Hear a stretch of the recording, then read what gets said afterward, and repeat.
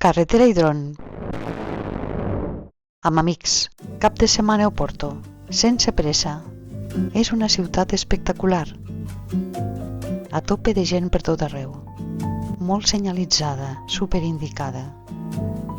L'estructura, els colors de les parets, de les cases, semblen de conte. És una ciutat moderna, cosmopolita.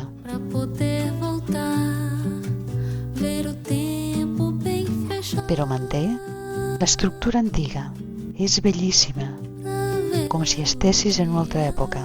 Els carrers són acollidors, com si entressis en un món de somni. Els carrers, com l'aura de les flors, et conviden a passejar. Conserven l'antic i el nou, les façanes de rajoles blaves, places plenes de botigues, d'edificis antics que semblen nous.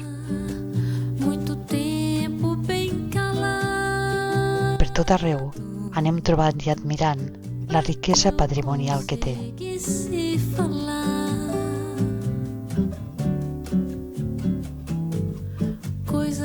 Comencem per la catedral, monument nacional, un lloc elevat per on es veu la ciutat completa, una barreja de romànic, gòtic i barroc.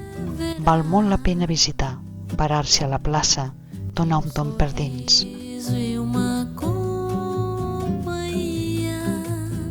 L'església del Carme, famosa per la façana lateral decorada amb rajoles blaves, de la segona meitat del 18. Combina el barroc i el rococó, molt elegant, treballada i decorada. A la porta principal, a la banda dreta, podem veure els profetes Elies i Eliseu. La Font dels Lleons és de 1882. I continuem pel casc antic.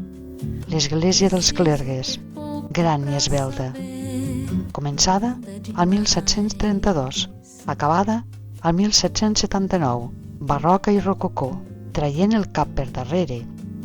I formant part també del conjunt hi ha la Torre dels Clergues. Té 76 metres d'alçada, construïda entre 1754 i 1756. És un dels punts més alts de la ciutat.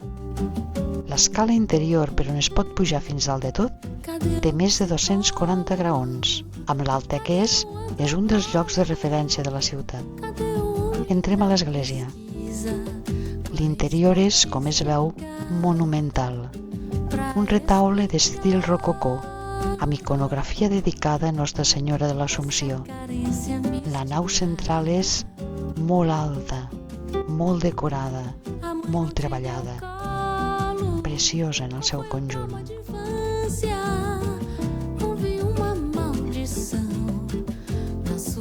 El guia ens porta a l'església parroquial de Sant Ildefons, del segle XVIII, una façana immensa, blava, bellíssima, barroca, i una parada obligada, la llibreria Lello, un dels llocs més coneguts de Porto, prop de la Torre dels Clergues.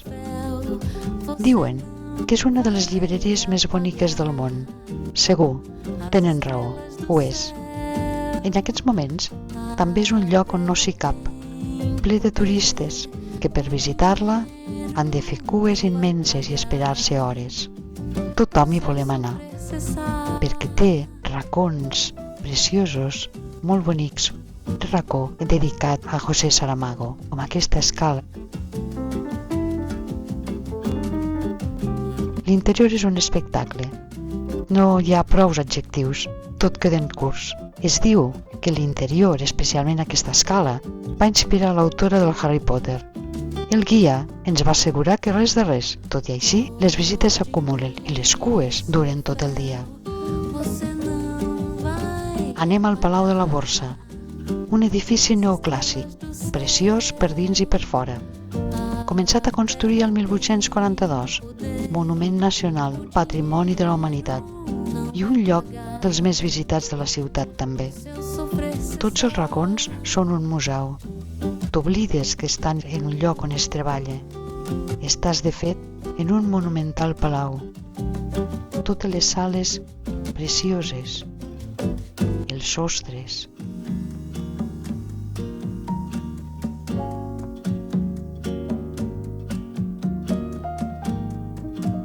Les parets que expliquen històries plenes de retrats.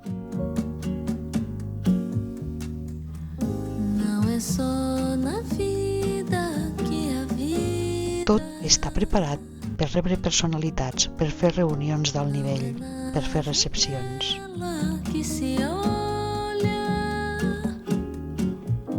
Impacta especialment la magnífica sala àrab, l'espai més important de la ciutat per actes oficials i d'alt nivell. Es diu que l'arquitecte que la va construir, Gustavo Adolfo Gonçalves de Sousa, es va inspirar en l'Alhambra. La sala et deixa sense paraules.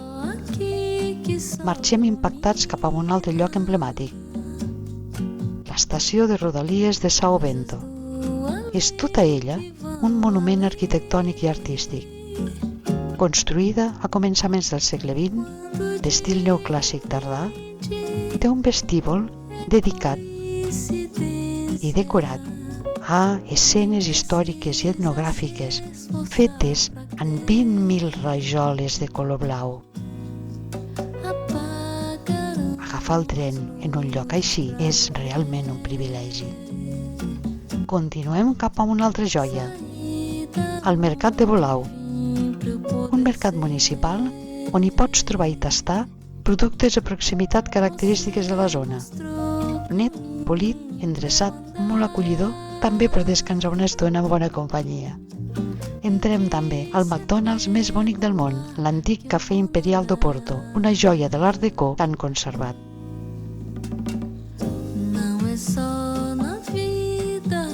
I continuem a l'antic mercat, un edifici de ferro i vidre de l'era industrial de 1885. Ara és el centre de juvenil de referència.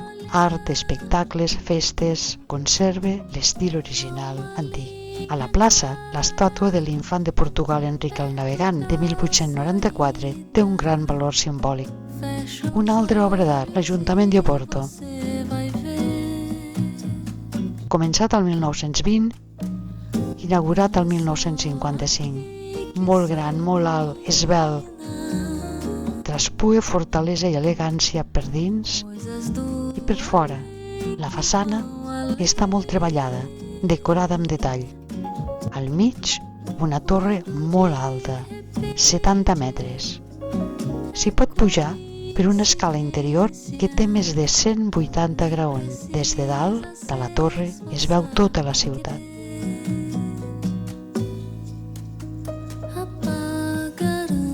A la plaça que presideix hi ha una estàtua dedicada al poeta local Almeida Garrett. Deixem el centre. Anem a buscar el Duero. Ens espera acollidor i en plena activitat.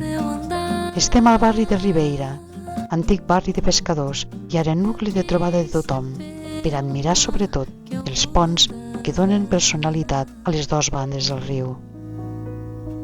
El més impressionant, el pont de Don Lluís I, símbol de la ciutat.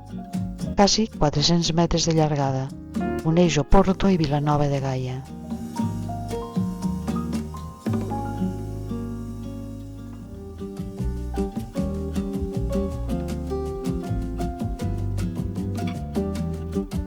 Just travessar el pont, trobem la Serra del Pilar i el monestir, altíssim. Té un magnífic mirador des d'on es veuen unes vistes i panoràmiques úniques. Com també és una experiència única descobrir els 6 ponts sobre el Duero navegant en un creuer. Inoblidable. Caminant per la part més alta del pont de Don Lluís és al·lucinant. En una amplada de 8 metres el tramvia hi passa com si res. L'alçada, 66 metres, fan molt respecte.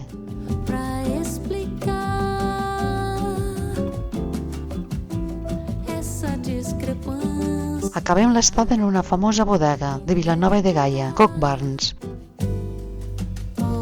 Una empresa familiar que té la qualitat com a objectiu i exigència particular. Les botes on embelleixen el vi estan contínuament netejades.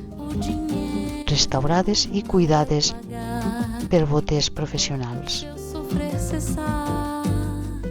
Tot plegat, una visita inoblidable. I el vi que surt és boníssim. Tornarem.